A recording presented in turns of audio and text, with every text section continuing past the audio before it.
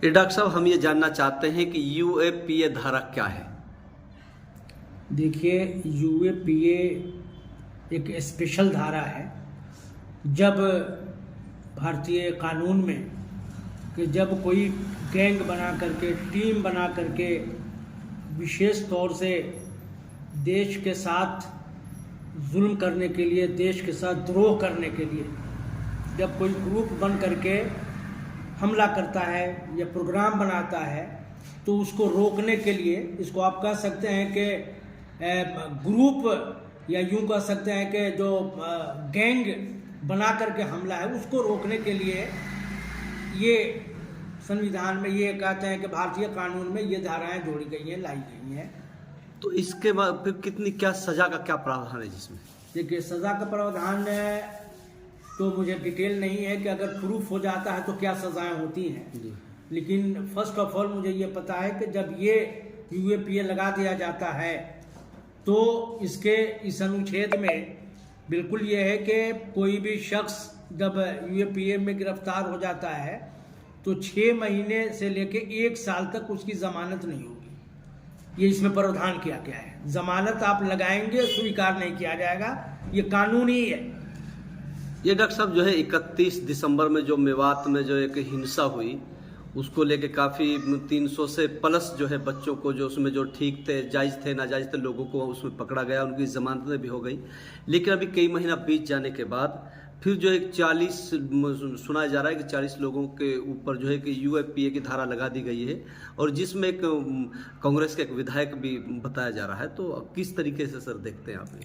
देखिए, मैं कहता हूं कि 31 जुलाई और उसके बाद जो मेवात में माहौल बना था वो बड़ा दुखदाई था, और जो कुछ 31 जुलाई को हुआ वो निंदनीय था। हमें निंदा करते हैं।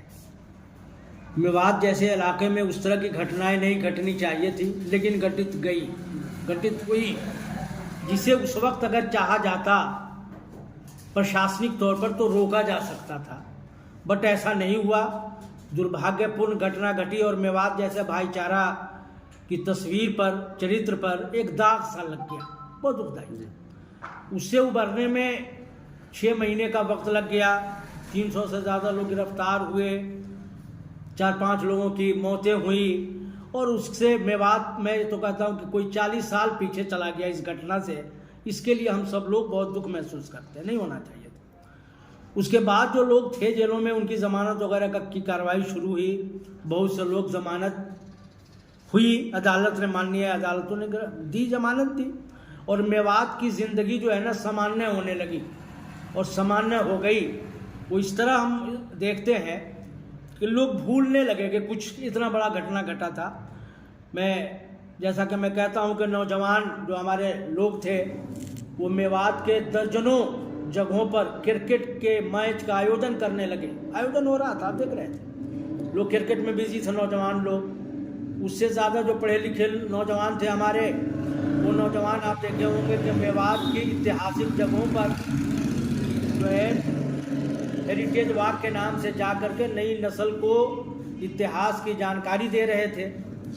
उससे आगे आप देखेंगे कि माहौल ऐसा बन रहा था कि लोग खुशी की ज़िंदगी जी रहे थे, बहुत अच्छा चल रहा था।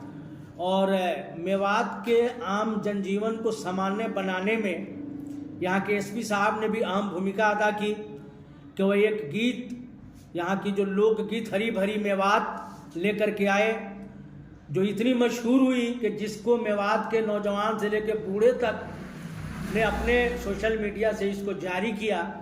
और यकीनन ये गीत और एसपी साहब का ये योगदान इतिहास में लिखा जाएगा, अच्छे हरफों में लिखा जाएगा। उन्होंने किया, और मेवात इन गीतों के बल पर, मेवात मैं कहूँ कि झूमने लगे। अच्छी बात थी, अच्छा था। और यही नहीं, उसके बाद माननीय मुख्यमंत्री मनोहर लाल खट्टर जी के एक मीडिया कोऑर्डिनेटर जनाब मुकेश वशिष्ठ जी सामने आए, और उन्होंने हमारे मेवात के पत्रकार साथियों का सम्मेलन फरीदाबाद में किया। फिर उसके बाद यहाँ के समाज सेवियों के साथ उन्होंने बैठक की, फिर यहाँ के युवाओं के साथ बैठक की, और इसका ये प्रभाव पड़ा कि मेवात और सत्ता के साथ बहुत ही मधुर संबंध बने। इतना मधुर संबंध कि 31 जुलाई और उसके बाद के हुए सारे हालात और वाक़यात को लोगों ने भुला दिया। इतना अच्छा संबंध बना। इसी बीच हमारे मेवात के राजा हसन खान मेवाती के शहीदी दिवस जो मार्च में मनाया जाता है को लेकर के हमारी सरकार ने, हमारी सत्ता ने, माननीय मुख्यमंत्री ने कोशिश की और यहाँ के लोगों के साथ मिलकर, मतलब भारतीय जनता पार्टी की तरफ से नहीं, बल्कि यहाँ के तमाम समाज सेवी, तमाम लोग, तमाम संगठन के लोगों के साथ बैठक कर सामूहिक योजना बना करके राजा हसन खान मेवाती की शहीदी दिवस को 9 मार्च को बड़कली पे मनाने की एक बड़ी योजना आगे बढ़ी, जिसका सभी लोगों ने स्वागत किया कि चलो अच्छा है, और उसके लिए कोशिशें आगे बढ़ी। लेकिन इसी बीच जब ये खबर आई कि जो दंगे उस वक्त हुए थे, जिसमें 302 वगैरह के मुकदमा चल रहा है ऑलरेडी, और मैं ये कहता हूँ कि जिन लोगों ने गुनाह अगर किया है सही मानों में तो उसे सज़ा मिलनी चाहिए। कोई भी न्याय प्रिय आदमी ये नहीं कहेगा कि जुल्म करने वाले को छोड़ दिया जाए।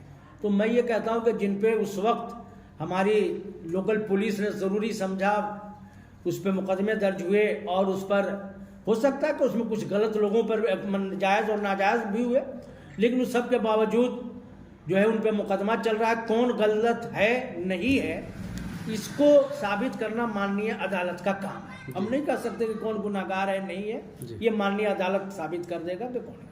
तो बहुत अच्छे ढंग में मुकदमे भी चल रहा था, सरकार लड़ रही है मुकदमे को अच्छे तरीके से। इसी बीच और जो गुनाहगार थे उनको सज़ा होती, 302 में लोग सज़ा पाएंगे अगर जिन्होंने किसी की हत्या की है तो।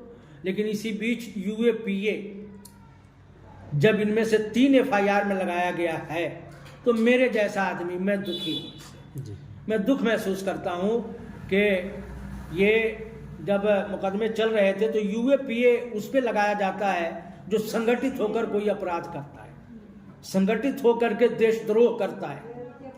और नूह का मामला अचानक भड़का हुआ मामला था, क्योंकि हमारा तंत्र परतंत्र और हमारे सरकारी जो खुफिया महकमा बहुत मजबूत है, वो कभी ऐसा हादसा नहीं होने देता अगर कोई चीज़ अगर संगठित हो रहा था।